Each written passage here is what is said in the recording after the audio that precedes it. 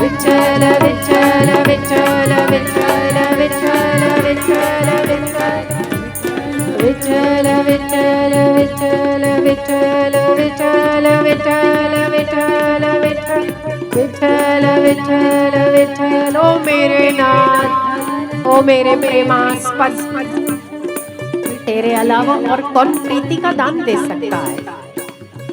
जो भी प्रीति करेगा मेरे स्वार्थ से करेगा ना, और तू प्रीति करता है निस्वार्थ भाव से करता है मेरे दाता। फिर भी मुझे तेरी ओर आने में 100 दिन लग जाते, कई जन्म लग जाते।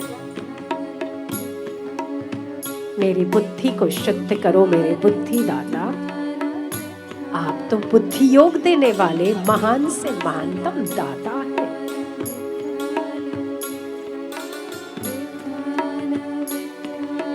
प्रार्थना पे प्रार्थना, आर्त हृदय से प्रार्थना, परमात्मा से आर्त हृदय से प्रार्थना करो।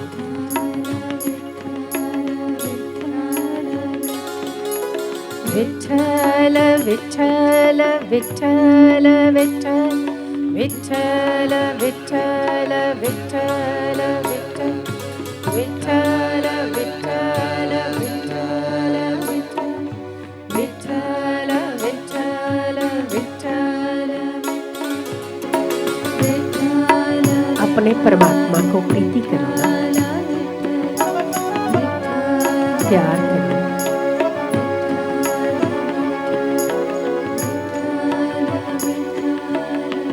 प्रार्थना करो तो उससे करो, उल्हाना दो तब भी उसी को दो, क्रोध करो तब भी उसी पे करो, और प्रेम करो तब भी उसी से करो। ओ मेरे नाथ, मेरे देवता,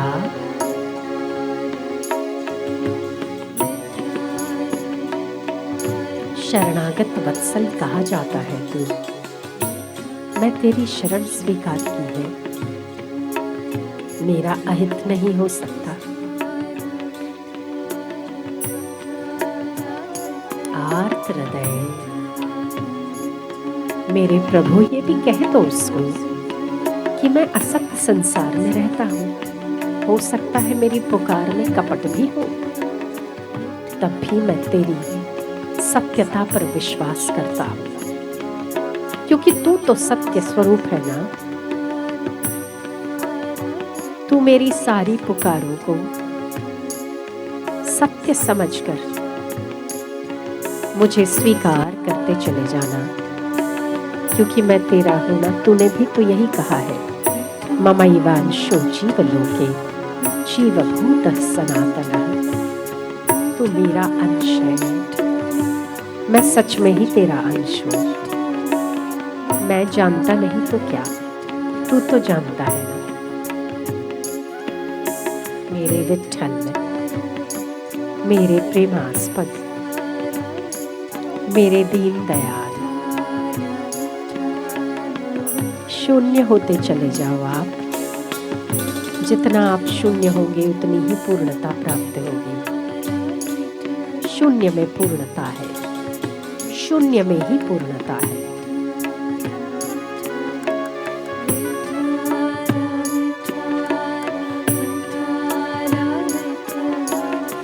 आंखें बंद करके यदि आप उसको एहसास करके देखोगे न, तभी ही दिव्यता, ऊर्जा, निर्भीकता, शांति, माधुर्य का प्रागट्य होगा आपके हृदय में।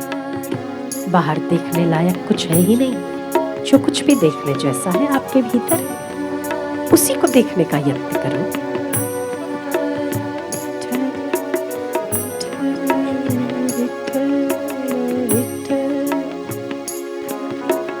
विठ्ठल विठ्ठल विठ्ठल विठ्ठल विठ्ठल विठ्ठल विठ्ठल विठ्ठल विठ्ठल विठ्ठल।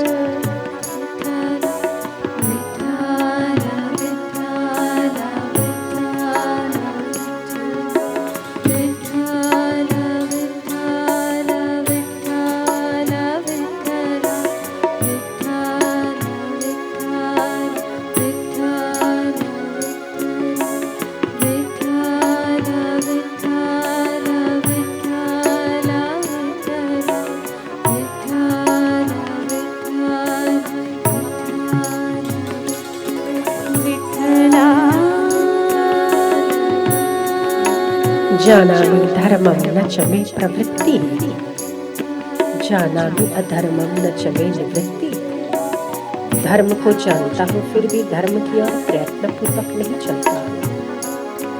जानता हूँ अधर्म क्या है, किन बातों से मुझे दूर रहना चाहिए, जानते हुए भी मैं दूर नहीं रह पाता हूँ। जानामि अधर्मं न च मे निवृत्ति, मैं निवृत्त नहीं हो पाता हूँ। पर मेरे परमात्मा, मैं ये भी तो जानता हूँ ना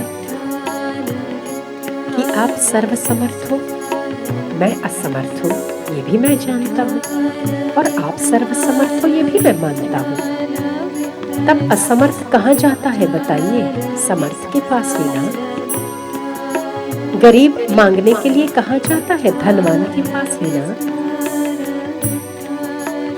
अन्य ऐश्वर्यशाली अऐश्वर्यशाली व्यक्ति मांगने कहाँ जाता है? ऐश्वर्यशाली व्यक्तियों के पास। मैं जब मान चुका हूं कि मैं असमर्थ हूं और मैं ये भी जानता हूं कि आप समर्थ हैं, तो मुझे कहाँ जाना चाहिए? समर्थ के पास।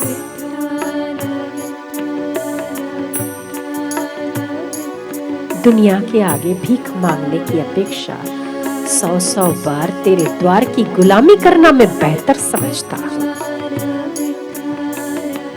दुनिया भीख में दे दे के क्या दे देगी, पर जब तू देगा ना, वो दुनिया के समस्त सुखों से बराबरी में भी नहीं खड़ा रह सकता, ऐसा देगा। क्योंकि तू परम दाता है।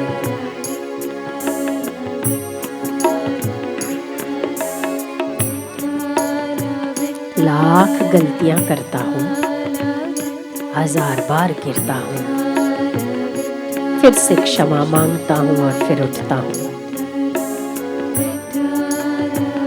अपनी ओर देखता हूँ तो निराश होता हूँ, पर तेरी कृपा की ओर देखता हूँ तो चलने की हिम्मत और तेरे सामने खड़े रहने की साहस और बल आता है। हे माताओं की माता, माता जैसे अपने पुत्र को अपने आंचल में छुपाती है, जैसे प्रेमी अपनी प्रेमिका की चिंता करता है, जैसे पिता अपने पुत्र के 1000 गुनाह भी माफ करता है, ऐसे ही मैं तेरा पुत्र भी हूँ, बालक भी हूँ, नादान भी हूँ। हे करुणावरुणालय, हे वात्सल्य के सागर, अपनी ममता की बूंदें मेरे सिर पर भी छिड़क दो ना।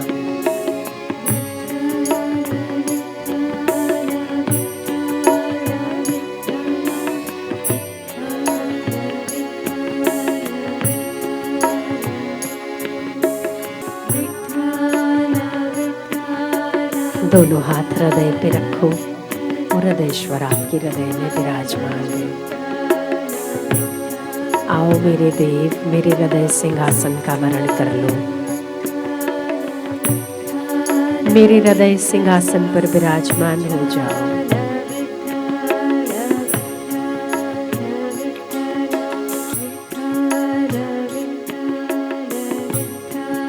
मैं तेरा हूँ, तू मेरा है। मेरा सुधार भी तेरी जिम्मेवारी है और मुझे प्यार देना भी तेरी जिम्मेवारी है। कहीं उलझ जाऊं तो कान पकड़कर खींच कर लाना भी तेरी जिम्मेवारी है, क्योंकि मैं तो तेरा हूं ना। अपनों को ठीक करने के लिए कोई नियम नहीं होता, अपनों को प्यार करने का भी कोई नियम नहीं होता, क्योंकि मैं तेरा हूं, मैं मानता हूं। बालक तो भूल करे वो स्वाभाविक है, पर माता पिता कान पकड़कर खींचकर लाए ये भी स्वाभाविक है।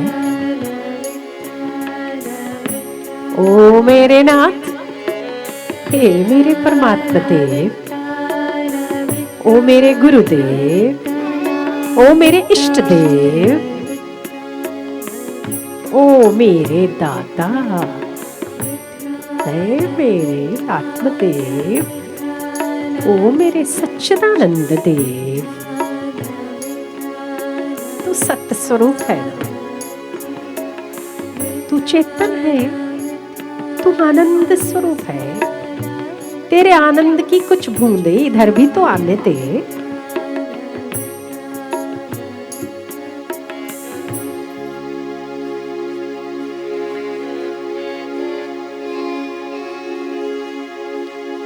श्रद्धा, भक्ति, प्रेम मेरे हृदय में दिन प्रतिदिन बढ़ता रहे।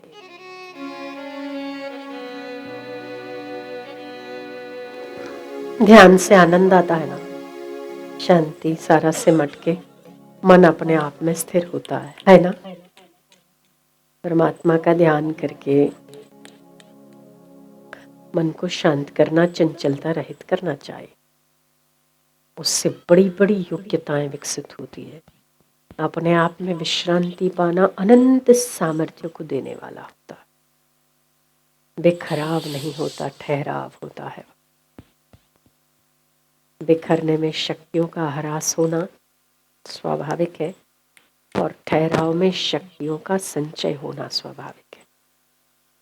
इसलिए ध्यान का अभ्यास, ईश्वर को प्रार्थना आदि मन की श्रद्धा की खुराक है, हृदय की खुराक है। हृदय को खुराक देते रहना चाहिए। जैसे शरीर को भोजन देते हैं तो खुराक से शरीर पुष्ट पुष्ट होता है, ऐसे ही रोज भक्ति से, प्रार्थनाओं से, ईश्वर की शरणागति से हृदय पुष्ट होता है।